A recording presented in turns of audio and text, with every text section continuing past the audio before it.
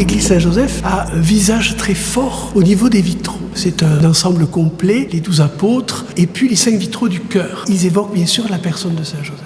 Il y a 2 figures qui sont profondément évangéliques. La nativité, Joseph est préparé à cet événement, éclairé de cet événement. Mais la nativité regroupe aussi la venue des mages. Que Joseph va comprendre que cet enfant n'est pas que pour lui. Il va comprendre la dimension de l'Église universelle, la venue du Sauveur pour tous les hommes. Et puis l'autre événement, c'est la fuite en Égypte. Alors il est appelé à cette paternité auprès de l'enfant et de sa mère. Il est appelé à cette paternité qui trouve un visage face aux difficultés de la vie, face aux menaces. Et voilà qu'il va jouer complètement son rôle en prenant sous son ombre cette sainte famille. Là encore, on retrouve cette idée du gardien, de l'intendant qui protège et qui garde. Il y a à dire à notre société sur le besoin qu'elle a d'être protégée en Dieu, de gérer ce qui lui est confié. Et puis il y a 2 événements qui sont de la tradition chrétienne et qui sont tout aussi beaux et qui se comprennent.